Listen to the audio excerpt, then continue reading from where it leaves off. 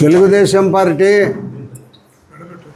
ఆంధ్రప్రదేశ్లో 1982 సంవత్సరంలో ఆవిర్భావం జరిగింది.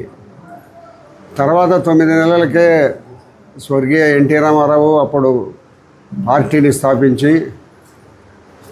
స్థాపించిన 9 నెలల్లోనే ఎన్నికలకు పోవడం జరిగింది. ఆ ఎన్నికల్లో ఘన విజయం సాధించి ఆంధ్రప్రదేశ్లో 1983లో తెలుగుదేశం పార్టీ అధికారం చేపట్టడం జరిగింది. అప్పటి నుంచి కూడా మళ్ళా ఆయన పదవి విచ్యుతుడు అయిన తర్వాత మళ్ళా ఎమ్మెల్యేలందరినీ కూడగట్టి 83 నుంచి 2 సంవత్సరాల్లోనే మళ్ళా అసెంబ్లీని రద్దు చేసి ఎన్నికలకు పోవడం జరిగింది. ఆ ఎన్నికలకు పోయిన సందర్భంలో మళ్ళా కూడా ఆంధ్రప్రదేశ్లో భారీ స్థాయిలో తెలుగుదేశం పార్టీ అధికారంలోకి రావడం జరిగింది. అప్పటి నుంచి కూడా తెలుగుదేశం పార్టీ ప్రతి సంవత్సరము ఆవిర్భావ దినోత్సవం సందర్భంగా మహానాడు జరుపుకుంటూ ఉంది. ఆంధ్రప్రదేశ్లో సమైక్య ఆంధ్రప్రదేశ్ ఉన్నప్పుడు కానీ విడిపోయిన తర్వాత కానీ ప్రతి సంవత్సరము మహానాడు జరుపుకుంటూ రావడం జరుగుతుంది. దాంట్లో భాగంగా ఈ సంవత్సరం కడప జిల్లాను సెలెక్ట్ చేసినారు. ఎందుకంటే చాలా కాలం అయింది, ప్రతిపక్ష నాయకుడు ఉన్నాడు ఇక్కడ. కాబట్టి కడప జిల్లాలో ఇప్పటికే మనకు భారీ స్థాయిలో సీట్లు వచ్చినాయి. కాబట్టి ఉమ్మడి కడప జిల్లాలో కూడా సొంత జిల్లా అయినప్పటికీ, జగన్మోహన్ రెడ్డి గారి సొంత జిల్లా అయినప్పటికీ కూడా ఇక్కడ కూడా 10కి 7 సీట్లు ఉమ్మడి కడప జిల్లాలో రావడం జరిగింది. కాబట్టి కడపలో భారీ స్థాయిలో బహిరంగ సభ మహానాడు జరపాలని నిర్ణయం తీసుకున్నారు. ఈ నెల 27, 28, 29 తారీఖుల్లో 3 రోజులు కూడా ఇక్కడ మహానాడు కడపలో జరిపేదానికి నిర్ణయం తీసుకోవడం జరిగింది. అందుకు సంబంధించిన పనులు కూడా కడపలో చురుగ్గా జరుగుతున్నాయి. మేము నిన్నంతా పోయి చూసి వచ్చినాం. అక్కడ చురుగ్గా సాగుతున్నాయి. అయితే దీంట్లో ఆనవాయితీ ఏముందంటే ప్రతి మహానాడు కంటే ముందు కూడా ప్రతి నియోజకవర్గంలో ఒక మినీ మహానాడును జరపాలని ఒక ప్రతిపాదన మొదటి నుంచి ఉంది.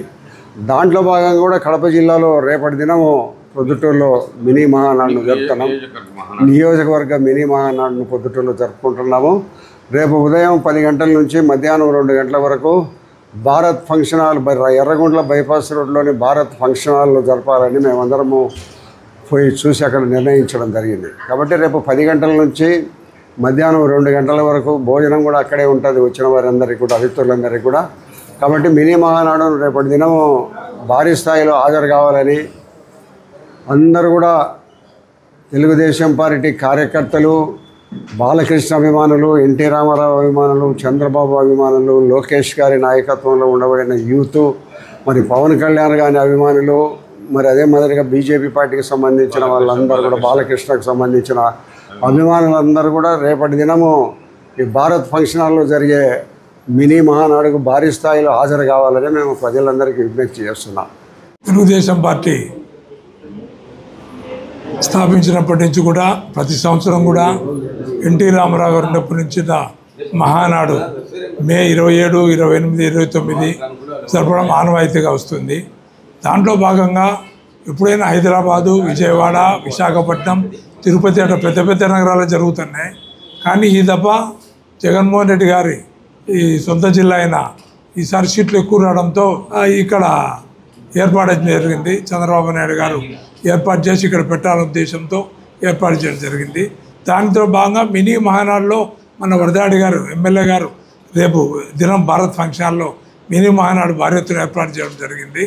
దాన్ని కూడా అందరూ కుదురు నియోజకవర్గం నుంచి, టౌన్ నుంచి కానీ నియోజకవర్గం నుంచి అందరూ వచ్చి దాని మినీ మహానాడు జయప్రదం చేయాల్సిందిగా కోరుతున్నాము. అలాగే 27, 28 ప్రతినిధితో 28 మందితో మా మహానాడు కార్యక్రమం జరగడము, 29వ తారీఖున 5 లక్షల మందితో మహానాడు ఏర్పాటు చేయడం జరిగింది. దాంట్లో భాగంగా మన వరదాడి గారి నాయకత్వంలో కుదురు నుంచి దాదాపు 200 బస్సులు 200 వెహికల్ కార్లు కానీ అన్ని కలిపి 20,000 మంది టార్గెట్ పెట్టడం జరిగింది. ఆయన నాయకత్వంలో అందరం పోయి మనము ఈ మినీ మహానాడు జయప్రదం చేయవలసిందిగా కోరుచున్నాము. హాయ్, హలో, నేను మహేష్ విట. Please do subscribe to Proddatur news. ప్రొద్దుటూరులో జరిగే ప్రతి అప్డేటు ఎప్పటికప్పుడు మీరు చూడాలనుకుంటే ప్రొద్దుటూరు న్యూస్ అనే యూట్యూబ్ ఛానల్కి సబ్స్క్రైబ్ అవ్వండి.